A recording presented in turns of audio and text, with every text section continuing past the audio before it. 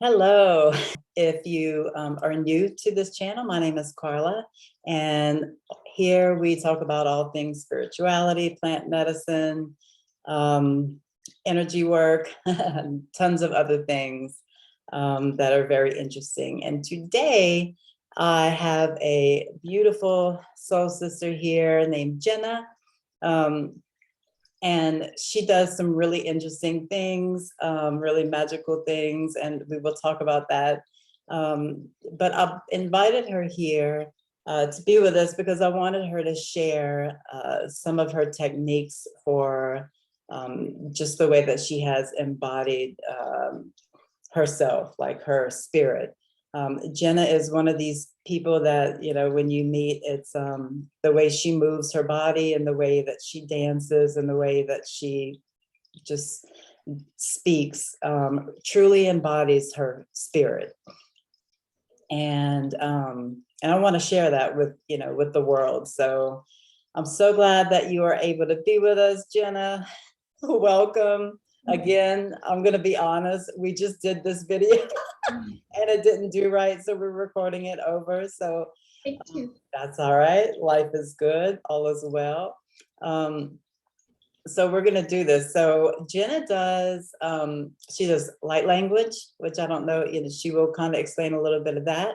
And she also does quantum healing, which is really cool, where she can go into different timelines and sort of speak to different selves, lower or higher.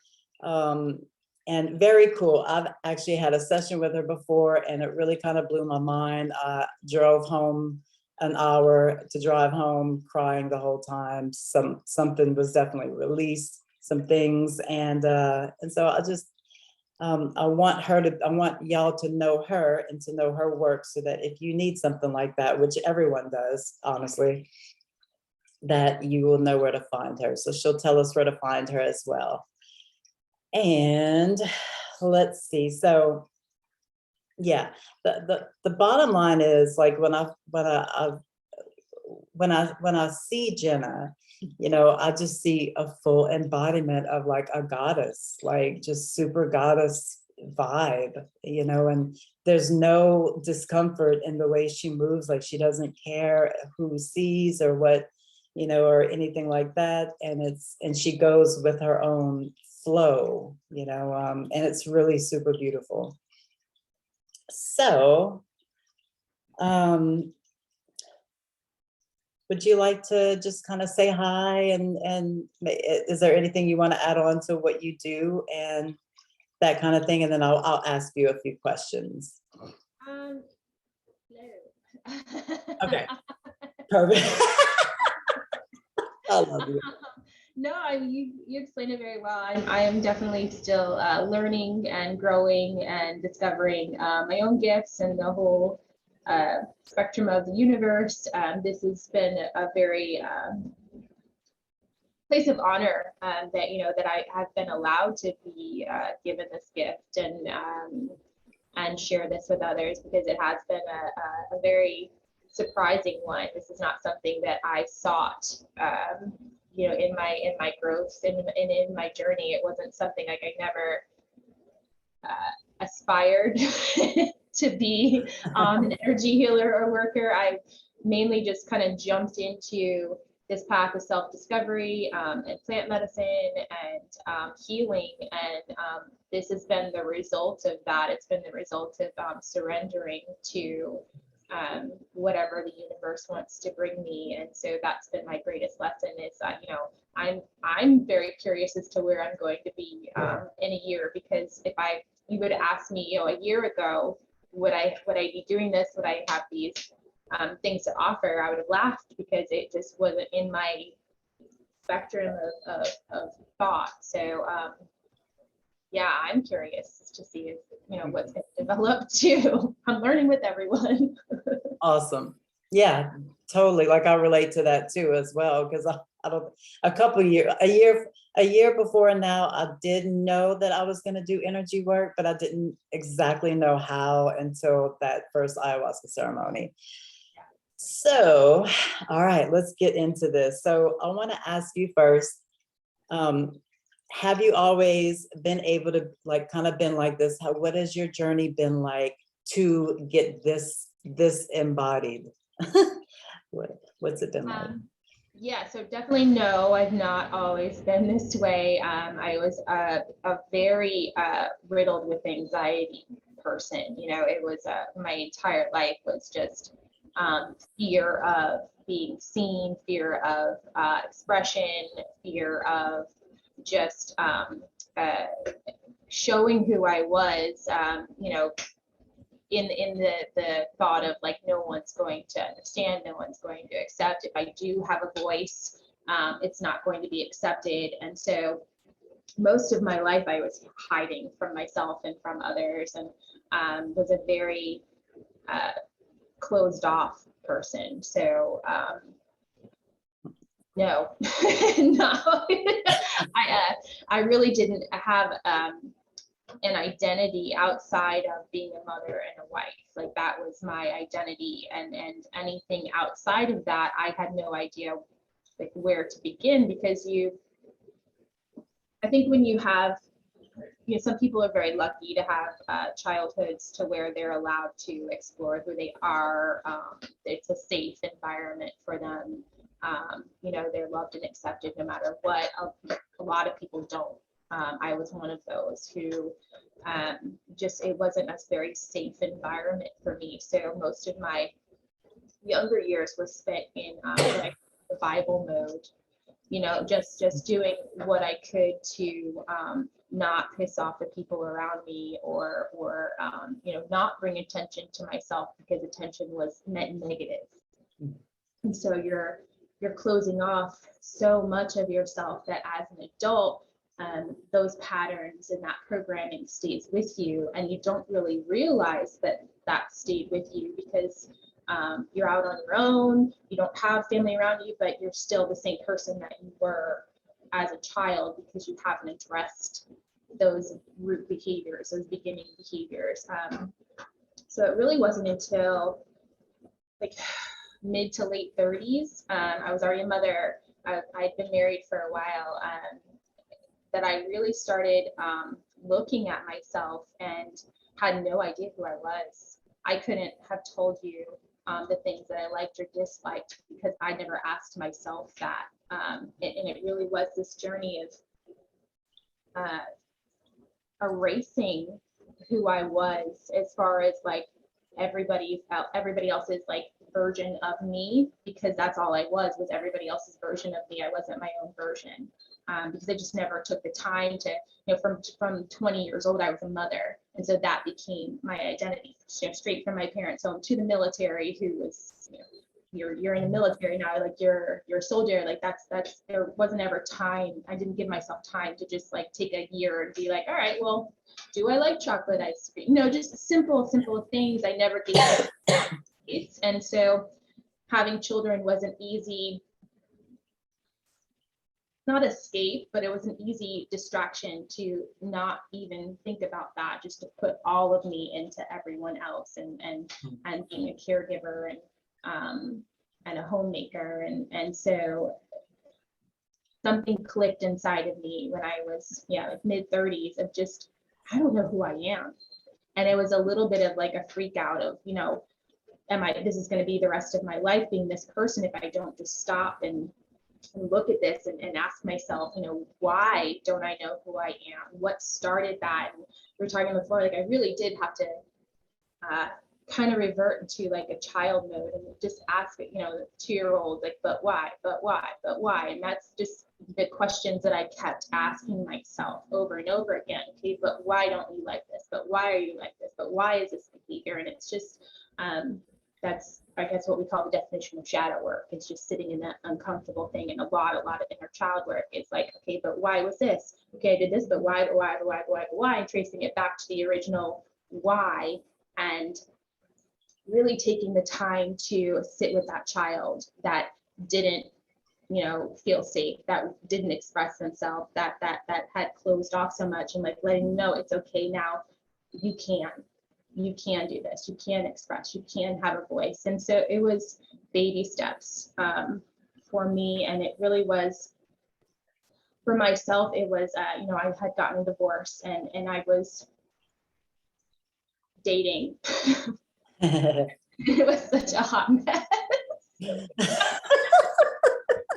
Such a hot mess because I didn't take the time after my divorce to really, again, sit with myself. I was still looking for external validation. I was still looking for someone else to tell me who I was and what I liked. And so, however a hot mess it was, that was a great gauntlet by fire of learning of like, well, no, I don't like this. No, I don't like that. So dating for a while was a good good teacher for me and lesson of repeating patterns and things that I was bringing into my life continually with that. And then after that, it was, okay, you don't need to date. Just pause.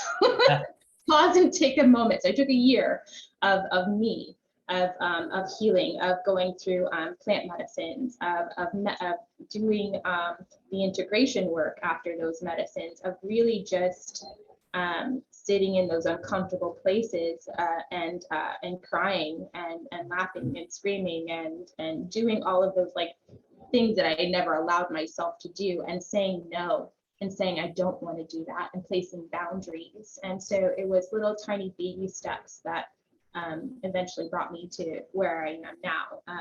So yeah, no, it's just been a big journey. Yeah. Baby steps and boundary placing and self-discovery from someone who had none. Yes, Yeah. I totally relate to all that. I mean, like when there's so many things that I could like grab from what you just said. I grew up in a Catholic family, very prudy. Hey, Greg. Very like my mom was perfect. My mom was like Miss Perfect, never cursed, never drank a beer, and you know, and I love my mom. She's the most selfless person I've ever met, you know. But growing up like that, I never could, and I, you know, all Catholic schools my whole life and did all that, and I really never could. If anything was weird, like weird in the Catholic eyes, or that I was not gonna allow myself to do it or to say it or to anything. And I never really realized that was traumatic. I'm just realizing that was traumatic. Yeah. That's a trip. And worrying about what other people think. And I did that, and I still have that in me. We all do. We all do. It's just it's having that awareness of like that pattern still there, because even now still, like, we all as humans want to belong. We all want friends. We all want companionship, but it's understanding that you don't have to change parts of yourself to have those things. And it's okay if you don't fit in somewhere. It's okay if someone is not your cup of tea, or if you're not someone's cup of tea. And it's that realization of showing who you are and being okay with rejection. And it's not really rejection, it's just mismatched vibrations. It's just energy. And then once you understand energy and vibration, and like things that belong to you will eventually come to you no matter what. You just have to be in the vibration of who you are authentically to allow them to come. Once that you have that realization, then like people, it doesn't matter anymore who likes you and who doesn't, because you know what's for you will be for you. And that's so true, because it's everyone that I surround myself with now is like, I mean, I just look at them like I look at you, and I'm just like, I just love you. Like, I just love you. Like, you are so freaking awesome. And then I realize I'm looking at me. There's me in that person too. Like, I'm truly honored to have the friends that I do, you know. But going back to like my parents, now I'm completely open with my parents. They know everything. They think it's weird, but they don't like down me for it. They're just like the other day I was at my dad's going through some pain. And I said, let me just see if I can help. And he said, okay. And he literally closed his little eyes. It was so cute. He closed his little eyes and he just let me, and I just put my hands on him, and I kissed him a few times, and And we sat there for 5 minutes or so. And whenever took my hands off him, he said, wow, I feel better. You're like your grandmother. I didn't ever tell you this. He said, you're like your grandmother. Your grandmother was a healer. And I was like, what? She's been dead for 13 years. She was 80 something when she died. This was 100 years. You know, this is a long time. What do you mean she was a healer? That wasn't okay back then. He said, no, the healers laid hands on people and prayed. It was just a different, but it was the same thing. Isn't that amazing? Yeah. So anyway, so now they're sort of like opening up to it, and it's all good. And it really doesn't matter. Like, I remember the first time I told my mom, look, Mama, I'm not even like a Christian anymore. Like, I love Jesus, but I'm not even like she was, her eyes, and she almost cried. It was like, oh, you're going to hell. You know, that's what that's in conversation. But I think now she's just like, well, you want to go to hell, go to hell. And I'm like, all right. And that's in conversation with my mother. Oh my God. Too funny. All right. And another thing that I wanted to touch on that you said was when doing your inner child work and doing your like the shadow work, seems to me that you really got in touch with your inner child. And yeah. And maybe that's how you can speak to that inner child so well now, and other people too, or, you know, the different timelines and the different, you know, the different variations of us. It's Yeah. that, and I've always had a relationship with children, like younger children. I've just always been able to connect with them because it's a pure joy. Like there is no time or room for like people or society to get in there and tell them what they're doing is wrong or that they shouldn't be doing that. Like they truly are the most authentic versions because they go where what makes them happy. And it could like 10 different things in 2 minutes, and they don't care if they just spend a minute on that and switch. Like they're just following their instincts and going with that. And that's what we really all need to do as far as like connecting back with ourselves, is like erase, or not, maybe it's erase, but just forget that programming that, you know, you were taught as a child of like how things looked to other people, or don't do that because it looks bad to other things, or you're not supposed to do that because I said so. Well, who's I? Like, what was that coming from? Like, this makes me happy, I'm going to move forward in that direction. And learning that path was pretty powerful. Cool. Okay, so what part did plant medicine play in this whole evolution of you? Good question. With plant medicine, it really was like blasting the door open to possibility for that. I mean, it really is. It's a spiritual path. It doesn't have to be the spiritual path. I know people who have, you know, are yogis and Buddhists and you know, they follow this same direction. The plant medicine for me was that way into that path of just taking away my mental blocks of what I was capable of the new paths and the new thinking that I could do. It just really like blasted off that, because you were in a place of complete surrender with plant medicine. Like you're not so much in control as like you are allowing what's happening. Or I don't know, people fight it, you know, that's where bad trips come. You get to the place of okay, I'm here. And this is with every journey. I don't really have expectations, or I don't go in like saying I want to do something. It's always been, for me, show me what I need to know. I surrender to this process. And anything that you feel like I need to learn, I am open for it, and I will die 1,000 deaths in this journey. Yes. You're leading me to. And I've just always done that. I've never fought it. And it's taken me to, like I said, places where I would not have thought I'd be taken, just because in my mind that wasn't a possibility.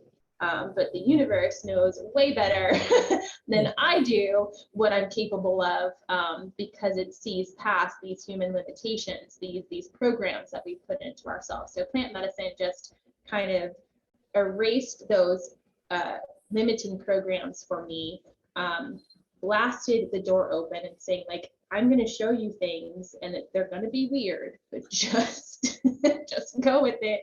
And then my work after that was to follow that path after the medicine. So the medicine just was a great entry way into what was possible. And then my work after was to continue to believe and to follow that path and surrender in that as well. Yeah, beautiful. Yeah, I mean, the same thing with me, we have a lot in common when it comes to that. Like I was saying earlier, my first ayahuasca experience was basically the same thing. You know, she just activated what needed to be activated and showed me that this is definitely a path for you. If you want to take it, go ahead. You know, the energy work, and showed me the different, I know that's where the mudras and the hand things came from. It came from that one experience first, and then just stayed with me. So yeah, the plant medicine definitely had a huge amount to do with what I do as well. Yeah, and it's taught me as well too. And I think this was a very valuable lesson in becoming me and in trusting myself in my journey too, was trusting the medicine, but also trusting myself and realizing like the healers that we go to, the shamans, like, they're human too. I've had people try to tell me what my ceremony should be like or what it should have done or the work that I should have done, and believe them because they were a place of authority, or like they were the healer that I was going to, and going into my ceremony and having something completely different veer off that way, and knowing in my heart like that's the right thing to do. So it really, I am all about like, you are your own guru, you are your own inner, like, you know what's best for you. Once you get to that place, the medicine will help you open that door, but then you need to listen to yourself too and kind of tune out other voices who may think that they're doing the best for you, but they're not you, they're not in your body, they're not in your path. Like, you have to trust your voice. And so it's really that as well. I mean, the consciousness of the plant or sacred medicine from the toad or whatever, that's what's in your body. Like that consciousness is what the authority. It really is. It is. It really, it lets you see everyone. And it was great for me too, is really everyone's on the same playing field. You know, like, there are people with different lessons, and there are teachers that I can learn from. But we're all equal in this universe. You know, there is not like one person there's someone that has a lesson for you, but as far as like revering someone or placing your destiny in someone else's hands, that's not a positive thing to do. It's, you know, you are your master of your own destiny kind of thing. Yeah, totally. All right. Daily practices and daily practice for someone that just wants to feel good in their body, that just wants to be okay in their skin, you know. So there are a couple of ways and a couple of different things to do for everyone. Everyone needs to at least do like a check-in with themselves every day of, how am I feeling? What's going on inside here? Am I anxious? Am I stressed? Like, just an emotional check-in with yourself, because a lot of times too, we're so busy where we've got these priorities, we've got this thing over here and this thing over here. Meanwhile, like, there's a ball of anxious energy sitting in here, or there's just something that's unsettled, or there's a thing that we didn't address that like maybe was a boundary issue with someone, and it's just sitting in here and it's sitting in here, and we're pushing it down because I have to do these 10 other things over here, and I'll get to that later. And then by the time you get to it, like 10 other things are piled on top of it, and now you're exploding. So a daily check-in of like, what's going on in here? How are my relationships with people? Is there any conversations that I need to have? How am I treating myself? Is there any conversation I need to have with myself? Do I need to move some stuck energy? Just that process of just sitting with yourself, even for 5 minutes, and asking yourself, how am I doing today, is very vital. And for that, like, I also, we talked about this before, I do rapé or hape as well. That's a beautiful plant medicine. That's also a plant medicine that helps me check in with my emotions too, because it makes you sit there for 5 minutes, and for me, it's silence. So that's a great modality if you do use it, to where you're sitting for 5 minutes and can kind of quiet your mind and go in there and do that check in with yourself of how everything's going. So that, and then energy movement, that could be walk, that could just be taking a walk, that could be doing anything that makes your body move energy. For me, of course, it's dancing, or yoga or something like that, and it's always just sitting quietly and moving in the places where I feel tension in my body. So it's not really like I don't have a set like dance routine that I get up and choreographed.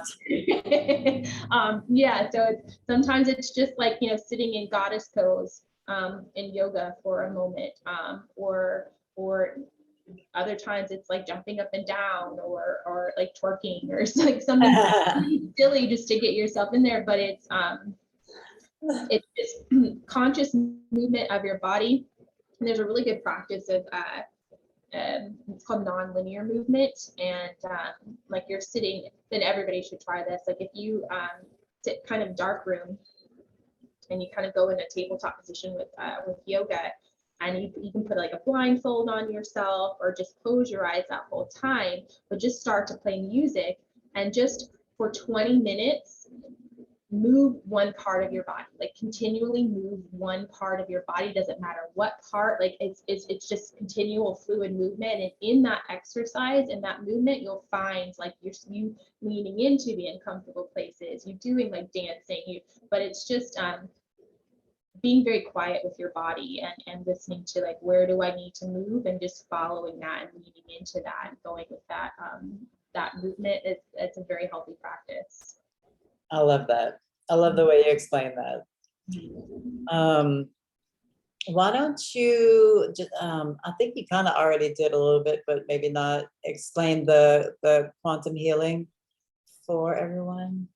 Yeah, so quantum healing, and we talked about this before, and I'll kind of explain how I started with this, because I find it a hilarious story, and just the origin of my plant medicine journey really started with this. So like we said in the first ayahuasca journey, that my body was moving involuntarily. I would go on the journey, and I would come out, and my hands would be moving, and I would be doing all of these things that I had no clue what was happening. And this went on for years. This was like a thing that went for me, and it progressed to humming and making, using my body and my voice as an instrument. And I didn't know what it was. I had no clue. It was definitely a wow, this is cool, but what's happening here? And I asked so many people in ceremony out of it. I searched the web. I was like, what am I doing? I know I'm not crazy, but like, this means something. What is this? And it wasn't until I actually just came across, nothing's random, but I came across this this video of someone doing light language,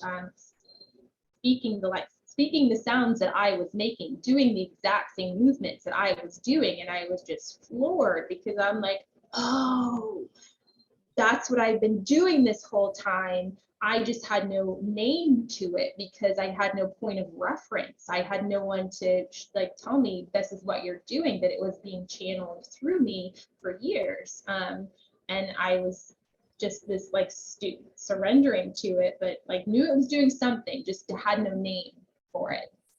So with the quantum healing, as soon as I put a name to it, and understood what it was that I was doing, like that's when all of the downloads came in and all of the clarification, and I could like really hone it into something. So it's just really the idea of everything being connected, our higher selves, universe, the dimension, you and I. There actually is no space between us. It's all, you know, we've created this space in our minds and this construct in the 3D world, but realistically, energy is energy, so we can reach each other no matter what. So with quantum healing, it really is just how I do it. There's other things, but it's using Reiki, it's using some DNA healing, it's using timelines, it's using like a combination of so many different things put into one to reach another person. So for me, I usually start with their energetic centers, with their chakras, and going up from the root and listening to their energy centers, because you know, in development in a chakra system, every chakra is going to have a certain thing. Like with the root chakra, it's security. It's how you feel safe in this world. It's your groundedness in the world. With the sacral, it's your creative force. It's your life force. It's your feminine, your center. You know, with the solar plexus, it's your masculine. It's a fire. It's your personal power. And so you can move through so much chakras, and you can see where there is like a misalignment, or where there are old programs that they're holding on to from childhood, from trauma, from anything of old belief patterns, from programming, and you can realign those to the truest version of the person. You invite their higher self into that energy center to help with the alignment, to help move that energy, to help bring everything how it's supposed to be. Because when you are aligned, when all of your chakras are aligned and you're connected to source, you've got a direct connection to your higher self. You have that intuition, that trust in you. And so with the quantum healing, you know, you are healing old programs, you're healing generational trauma, you know, you're healing things that happened with your mother and her grandmother and hers, because going forward, when you are aligned to your highest timeline, the decisions that you're making are not based on old programs, or not based on things that came before you. They're based on things that are aligned to your highest good. And so instead of maybe veering left, now you're going to veer right and have like a clearer path to the place that you're going. So that's really quantum healing, is just getting you back in touch with yourself, healing those old programs, healing those own timelines, like clearing out your energy centers, so that going forward, you're making your best choices in life and are aligned and can trust yourself more. And I really, like, whenever I had the session with you, you worked on my solar plexus. Mm-hmm. Oh, I know what it was. We were trying to get rid of like money blockages, abundance blockages, or something like that. And I really believe that has something to do with what you did, has something to do with like this. Because this was the next step that I wanted to take on my YouTube channel, was like interviewing just beautiful people that I want the world to see, that I know, you know, but I really didn't know how it was going to do. And I was kind of scared, and I was kind of nervous, and I just didn't do it for a long time. And then now here it is. So it really is about trust too, and understanding that when you are in these sessions, you're setting things in motion, and the things that you're setting in motion might not come to fruition until a year from now, but like you're lining up the pieces to get to that goal, and you're just making a quicker path to it. And so like with that, you know, you may feel good, you may get that instant healing, or 3 months from now, you may make that choice best for you. So it's really like a long-term path. Yeah. And I totally feel more powerful, like straight up. I don't know, like powerful, I guess, in the way, like just doing so, like going ahead and doing it whenever I really want to do something. I'm gonna just go ahead, like the wanting to have ceremonies on the property, you know, like getting in touch with Dominique and with you, and like trying to get things together. I'm looking at him, and he's just so cute with his little paws, how he just has some fingers white, but he has gloves on the rest of his paws. He's so cute. Okay. Yeah. So yeah, that's some good daily practices. And I'm definitely gonna start moving up because I move my like in ceremony. I don't know if you notice, but I always move like this. Mhm. I just don't move a whole lot of other, but I'm always, there's something, I'm always my neck too. Like for some reason, I'm always like, but I guess, That's your channel. So mine does that as well. That's your connection to source. Like down here with the lower three, that's really what we're here as humans is to like we're really grounded in these lower three chakras. This is our human self, our human body, our human needs, our base needs, wants, desires, creativity. So like when you're moving this, that's like yeah, usually sacral or the solar plexus or even the root, like you're moving that base energy because it's what's stored in our bodies the most, and that's really what dictates a lot of our behavior. These are the lower three are like how we're formed as people. And then up here it's almost like an antenna. Like you're kind of tuning in with the crown to connect. Yeah. cool. Very cool. All right. Would you like to end this with a little bit of light language, or are you light languaged out?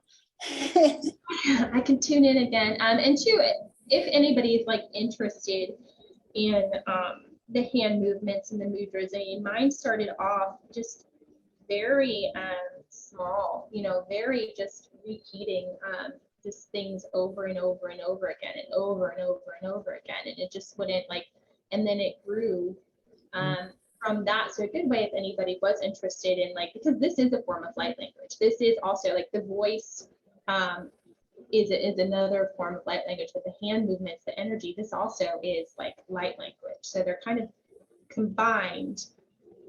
I want to say one thing. The other thing that you do that really hits me is your eyes. You look so deeply. Like there'll be times when you're doing light language that you look so deeply, and it's like there's something coming through your eyes. Oh, very much. Sometimes I have to close them to tune back in to like get that connection reestablished. But yeah, it's all energy. I mean, and light language too is it's everybody's version of it is going to be different, which is why I find it so beautiful because like this is an instrument. This is an energetic instrument, and you are just tuning into frequencies, and this is your interpretation of that frequency of the universe.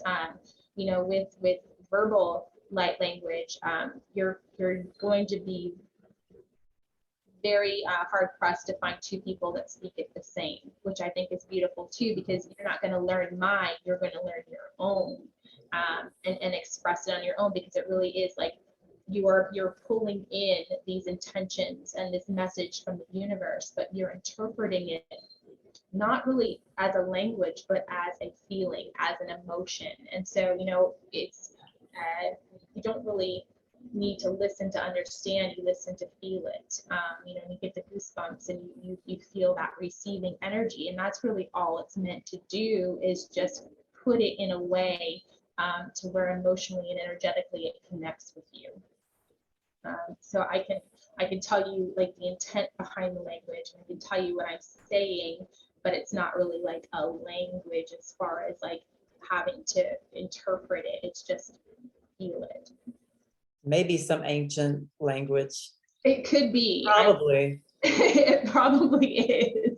And maybe one day I'll download it and communicate the same. So just like on the world too. I mean, there's so many. I've seen these women that like can do tribal light language, and it's very different from mine, but I feel it, and they maybe are connecting with a different part, like a different civilization, a different energy. So it's all, there's so much variance in it, but it really all is energy and intention and vibration, and just channeling that in a way that people can resonate with it.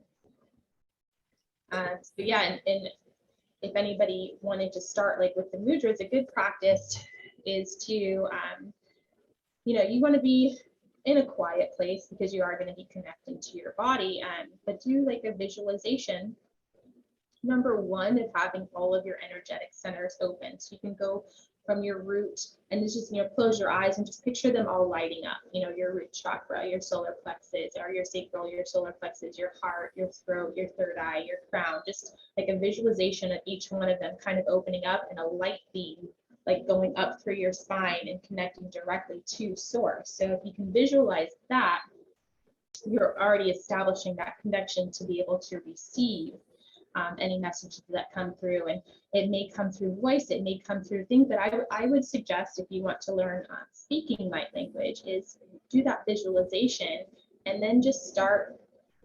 Mine started with humming. Whatever is coming out, like step back from your thinking mind and allow it to just come out. And you'll see it start to develop from there. Energetic, playing with your hands with energy, very easy to do.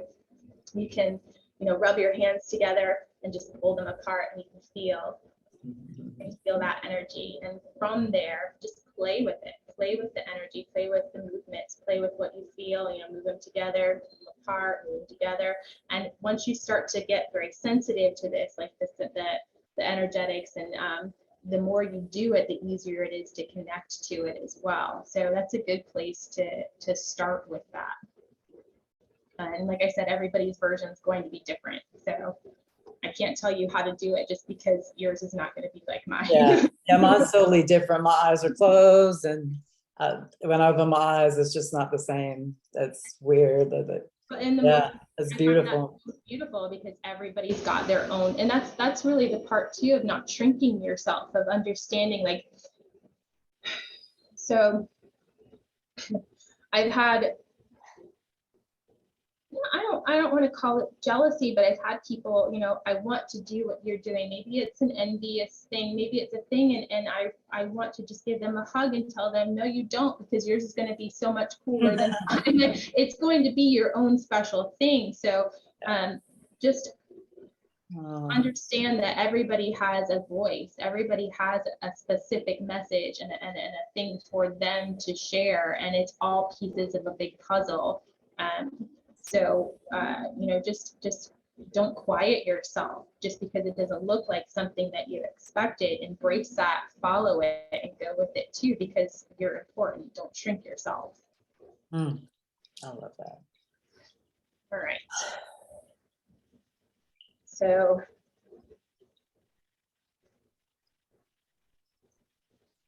let's just do one for self-acceptance, just to love yourself today. Just give yourself a little bit of extra love.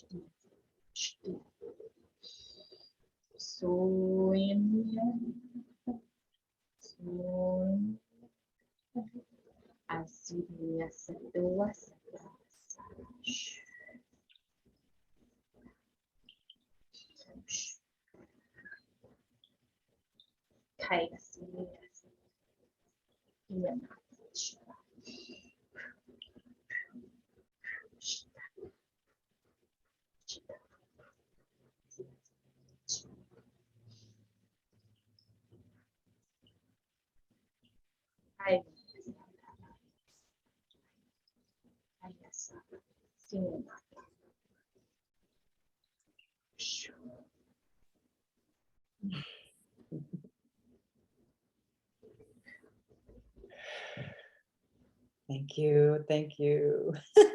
Welcome. I got this twice today. I'm winning. All right. Well, thank you so much for being here. And thank you so much for Welcome. going through all this. I think we had a completely different conversation this time. We did, which is Yeah. awesome. Same concept, but just different facts, which is cool. But I liked it. I liked it. So, I mean, I liked both of it, but all right. I love you, sister.